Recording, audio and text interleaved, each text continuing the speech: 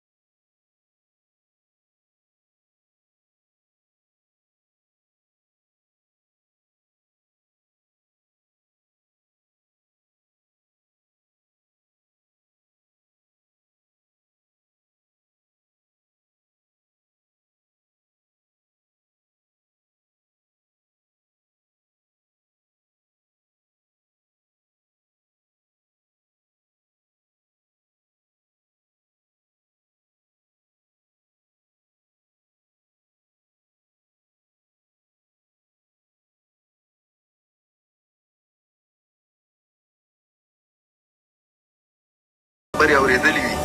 خلیفه صاحب ټولو افغانانو ته دا اطمینان ورکړی ده چې موږ هغه نه یو چې پردي زمن پې شهیدانوو، موږ خپل حاضر یو، په هره کرښه کې ولاړ یو. یوه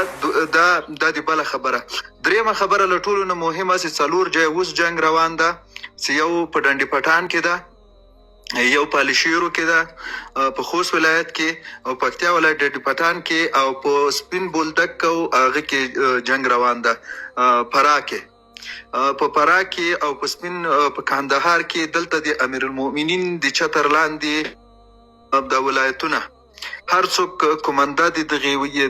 ولایتو د زونو ورکوي. نو الحمدلله د اسلامي امارت مجاهدین ښه د بریا په تور روان دي. لکه څنګه چې شپونکي صاحب وویلې زه خو یې په نومو نه پوهېږم، دا د پاکستانو چې بریګیډیر ده که څه بلا ده دا یې ژوندی راتښتولی ده له هغه سره اتي خو ترتیب در معلومیږي که نه. زه د پاکستان د اټمي بټیو د ډاکټر ظاهر قدیر د کور او د پاکستان د ګوریلا پوچ ټول تاسیسات درته دغلته ښیم په سند باندې. ګوګل ماپ ادرس هم در کوم خو ګوګل یې نه رخلي، خو شاوخوا د کلیو بانډو ادرس در کوم، تاسو سرچ کړئ دغه ادرس ډایرکټ نه رخلي ځکه د ګوګل نه پټ د نوم دلته نه ده ورکړی. دا یو ځنګل ده په اټک نه وړاندې او د پتیجنګ په ساحه کې د پتیجنګ د بازار نه ښي طرف ته کله چې تاسې پتیجنګ په سړک باندې پتیجنګ له ښار نه راوځئ دغه عکس لږ نور نه غټیږي نه ښه دغه د پتیجنګ که دا لږ غټ شوی نو دوستان به ډېر ښیلدلی وایي دا ټول تاسیسات درته ښیم چې د پاکستان د اټومي بټیو تاسیسات دي ښه نه غټیږي ډېره بخښنې صاحب زه به یې له دغه جینه شروع کړم دغه ساحه چې کومه ده دا مکمل چار اطراف کې په کیلومتر باندې په شل کیلومتره ټول ځنګل ده او په دې ځنګل کې د پاکستان اټومي بټۍ دي دا د ډاکټر زهیر قدیر خپل شخصي دفتر ده او شاوخوا تاسو وینئ چې دا ټول ځنګل ده بالکل څه شی په کیلومتر دې سره نشته له دې نه چې لږ دې خواته راسو دغه د ډاکټر زهیر قدیر د کور نه دې خواته په ځنګل کې دا وګوره دغه بټۍ دي چې د ځمکې په سطحه د ځمکې لاندې جوړې دي دې بټۍ نه لږ را دې خواته د ځنګل په دې ساحه کې زه راځم تاسو ته خیر لږ وخت ستاسو نشم دا بله بټۍ ده چې دا هم د ځمکې لاندې ده تاسیسات ټول د ځمکې لاندې جوړ شوي دي خالي دا دروازې لږ سیره دي دلته د دوی د پوج چې کومې لارې دي دا مخفي لارې دي په دې ځنګل کې ده خامه لارې دي د ډاکټر زهیر قدیر له دغه ساحې نه به د خپل د کور نه راځي په دغه ساحه باندې چې دا ټول ځنګل ده دې ساحې ته چې دلته پوج پروت ده محترمه دا وګوره دا هم ځنګل ده دا کومه ضلع ده یا کوم تحصیل دا پنجاب ساحه ده د اټک لږ څنګ کې د پښتونخوا سره نږدې ده پتیجنګ ساحه ده دا وګوره دا هم جنگ دی صحیح پتیجنګ ده زور دا ساحې ټولې دوی درته ښیم ښه ده اوس دلته ډېر غټ کمپونه دي دا غټ کمپونه هم درته ښیم دا وګوره دې نه چې لږ مخکې راشو دا په ځنګل کې دلته یو بله ساحه ده دا هم د پوجانو یو چیک پوینټ ده په دې ساحه کې چې په دې څنګ کې دلته هم د ځمکې لاندې تاسیسات جوړ شوي او دی لاره ده دروازه ده د ځمکې لاندې تاسیسات دي په ځنګل کې جوړ شوي دي له دې نه چې لږ را دې خوا سو پاچا صاحب محترم دلته د دوی ډیپوان دي او د پوج د سکونت ځای ده تالارونه دي ښکاري درته دې نه دې خواته دا د دوی بل کنډک ده چې د سربازانو کنډک سربازانو تالارونه دي غټ موږ تاسو لیدلي دي په خپل کلوردوګان لیواګانو کې چې دې شاوخوا په کیلومتر ټول ځنګل ده او دا د پوج هغه تاسیسات دي چې د اټومي بټۍ ساتنه کوي دې نه چې لږ مخکې راسو دلته د دوی بل تاسیسات دي د دې نه چې لږ راوړاندې سو دلته د دوی نور تاسیسات دي چې دا ټول د پوج نه ډک او د مهماتو د اسلحو د انجینرانو چې زهیر قدیر کوم نوي انجینران تربیه کړي دي هغه په دې ساحو کې پراته دي هغه انجینران ټول همدلته میشت دي او پوج ترې ساتنه کوي دا یو شی اصلاح کا ظاهر قدیر نه دی یا ډاکټر عبدالقدیر هغه خو مړ ده بیا د دې نه چې لږ را دې خوا شو په دې ځنګل کې د دوی د ایرفورټ میدان دا یو ده چې دلته وایي چې د دوی غټ استخباراتي کړۍ دي او غټ جنرال دی هغه په دې ایرفورټ کې وایي کوزیږي چې دا د ځنګل په منځ په زړه کې پر دا شمسیانې لګېدلي ایرفورټ چارچاپېره چې دوی انرژي یا هر څه د دې نه تولید کوي د دې نه چې بیا دې خواته راوړو د دې څنګ کې همدې ځنګل سره دوی نور تاسیسات دي دلته دا هم د پوج مربوط دي پوجي تاسیسات انشاءالله چې دا به ټارګټ شي د خیره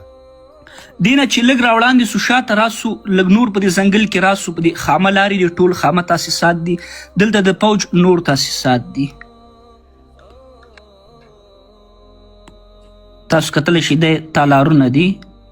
د پوجیانو چې 3-4 منزله دي خو له څنګ نه یې متاسفانه چې دا موف له څنګ نه اجازه نه ورکوي چې زه له څنګه وګورم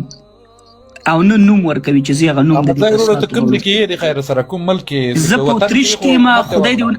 وکړي چې څوک مړ نه کړي دای پرېدا کنه دا کار ما کوه ځکه چې مال کا وطن کې څه دلته نږدې ورته وروړي کنه نه چې څوک مړ نه کړي مړ چې دا ګوره مزه سي باندې چې دا کوډ چې موږ سره شریکه کوډ شریکو او دغه چې وګوره ځنګل په منځ کې دلته نور تاسیسات دي چې ډېر واړه جوړ کړي دي ډېر زیات په ټول پوجي تاسیسات دي د دوی هیڅ داسې شخصي تاسیسات دلته ملکي تاسیسات بالکل شتون نه لري دا ټول نظامي تاسیسات دي او ټول اټمي مواد دي دا صابر ته زه بیرته وړکی کړم دې خواته بیا راسو لږ په ځنګل کې نور کته چې دا ټول د ځنګل منځ ده ګور تاسو وینئ که نه دغه لارې نه دې ځنګل ته دا خامه لاره ورغلې او په دې کې نور تاسیسات دي صحیح ده پاچا صاحب خیر لږ وخت نور نیسم مهرباني چې نور کته راسي په دې بله څانګه کې دلته نور تاسیسات دي چې دا ټول د دوی د دغې پروژې مربوط دي ده او زه چې درته هغه خاص نور دلته تاسیسات دي چې ډېر خطرناک دي چې هغه درته وښیم تاسو به تعجب وکړئ چې دا په کومه نقشه دوی دلته ځای په ځای کړي څه رقم دا پوځ دوی دلته ځای په ځای کړی حیران به تاسو پاتې سئ دلته یو ساحه ده چې ډېره خطرناکه ده او تاسو انسان به تعجب وکړي چې دا څه دي دلته زه درته ورګه سهار وړاندې ځکه ډېرې ساحې دلته جوړ کړي ټول د ځنګل منځ کې دي دا شاوخوا ټولې غونډۍ داسې ځنګل نه ده دا غرونه دي غونډۍ دي او د غونډیو کې ونې دي ټولې ځنګلي ساحه ده دا تاسو غږیږئ زه دا ساحه پیدا کومه ښه که تاسې فکر کړی زموږ یو ستاسې یو افغانه ده جلۍ چې هغه په سکای نیوز کې کار کوي هغې ګوره 3 ورځې مخکې ویل چې دغه ایټمي کوم پلانټونه چې دا په خطره کې دي الدا حکیم او هغې پسې پاکستانیانو ډېر غټ کمپین شروع کړی دی د هغې پسې ډېر زور روان دی خو هغه خپله خبره ورسوله نو دا داسې دي چې دا واقعي د ایټمي پلانټ کوم چې دی دا په خطره کې دی ځکه اوس دا یو ځوان دی چې ته را پیدا کړو باچا صاحب اوسه پورې په خطره کې وو اوس یا به نه خو انشاءالله اوس به ورته د افغانستان حکومت به په خطره کې ورته واچوي او د احمدزي ورونه ډېره زیاته مننه کوو احساس یې د قدر وړ دی ګورې ملګرو موږ نه پوهېږو هدف دا دی که زه دا ووایم چې ماته دا معلومات